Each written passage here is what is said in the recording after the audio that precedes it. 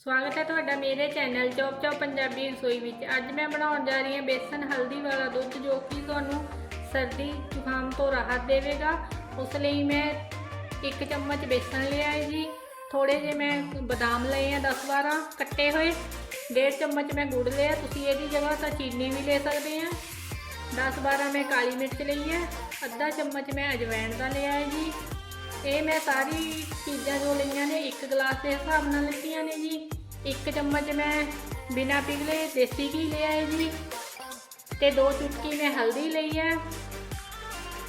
1 मैं हरी इलायची लई है ते 1 ही मैं काली इलायची लई है जो कि उहदे बीज कढ़ लए सी।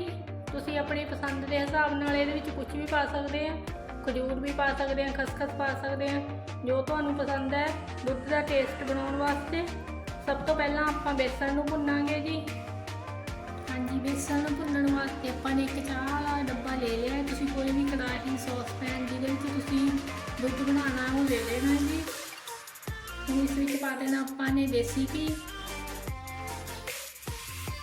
देसी घी नूं आपां गर्म होण देंगे।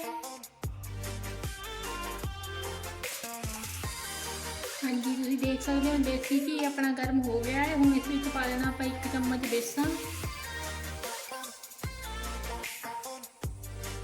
बेसन नूं आपां बिल्कुल ही गोल्डन ब्राउन होने तक भुन्नांगे तां जो ये कच्चा ना रह जाए। इहदे विच गंढां नहीं रहणियां चाहीदियां, तुसीं इहनूं चंगी तरह भुन्नना है। हाँ जी, बेसन भुन्नना अपना शुरू हो गया है। आपां इहदे विच हल्दी बाद विच पावांगे जदों तक अपना बेसन चंगी तरह भुन्न हो जाऊगा। अगर तुसीं हल्दी इहदे विच पहलां ही पाती तां इहदे रंग दा भुन्ने होए दा पता नहीं लगना हैगा। बेसन अपना भुन्न हो गया। हुण इस विच पा देनी आपां ने हल्दी। ते हल्दी नूं भी आपां थोड़ा सेक लवावांगे।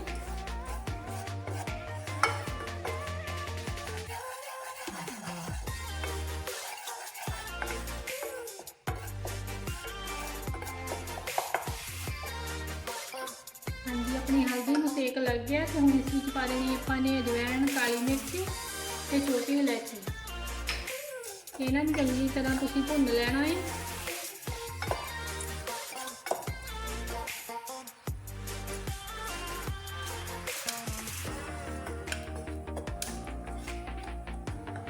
हाँ जी, तुसीं देख सकते हो सारियां चीज़ां ही चंगी तरह भुन्न हो गईयां ने। हुण इस विच पा देना आपां ने दुध।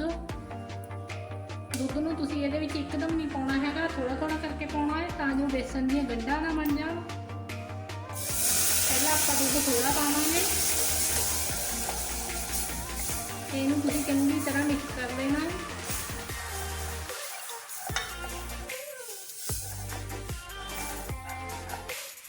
हाँ जी, दुध च बेसन चंगी तरह मिक्स हो गया है। हुण आपां सारा ही दुध इस विच पा देना है।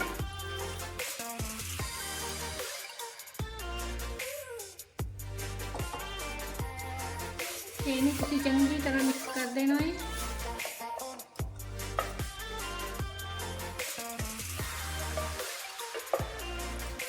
हुण आपां दुध नूं एक उबाल आउण तक पकावांगे। हाँ जी, तुसीं देख सकते हो दुध नूं एक उबाल आ गया है। हुण इस विच पा देने आपां ने बादाम।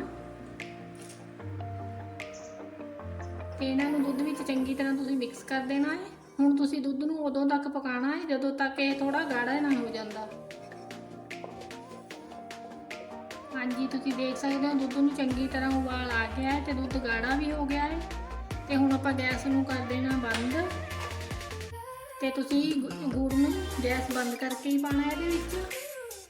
अगर तुसीं इदां उबलदे दुध विच गुड़ पाओगे तां तुहाडा दुध फट जाएगा। ते तुसीं गुड़ नूं चंगी तरह दुध विच मिक्स कर देना है।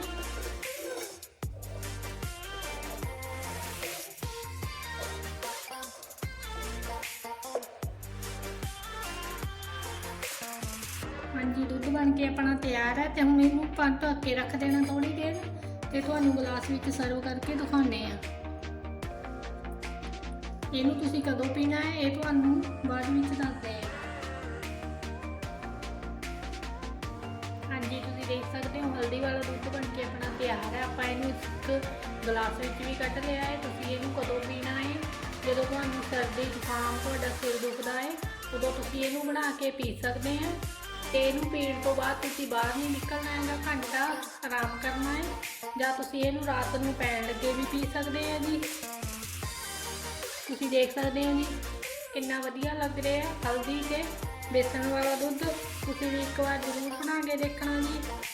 ਤੁਹਾਨੂੰ ਮੇਰੀ ਵੀਡੀਓ ਚੰਗੀ ਲੱਗੀ, ਮੇਰੀ ਵੀਡੀਓ ਨੂੰ ਲਾਈਕ ਕਰਨਾ, ਸ਼ੇਅਰ ਕਰਨਾ ਤੇ ਮੇਰੇ ਚੈਨਲ ਨੂੰ ਸਬਸਕ੍ਰਾਈਬ ਜ਼ਰੂਰ ਕਰਨਾ ਜੀ, ਤੇ ਨਾਲ ਨੋਟੀਫਿਕੇਸ਼ਨ ਬੈਲ ਨੂੰ ਔਨ ਕਰਨਾ ਨਾ ਭੁੱਲਣਾ, ਤਾਂ ਜੋ ਮੇਰੀ ਆਉਣ ਵਾਲੀ ਵੀਡੀਓ ਤੁਹਾਡੇ ਤੱਕ ਸਭ ਤੋਂ ਪਹਿਲਾਂ ਪਹੁੰਚ ਜਾਵੇ। ਮੇਰੀ ਪੂਰੀ ਵੀਡੀਓ ਦੇਖਣ ਲਈ ਤੁਹਾਡਾ ਧੰਨਵਾਦ ਜੀ।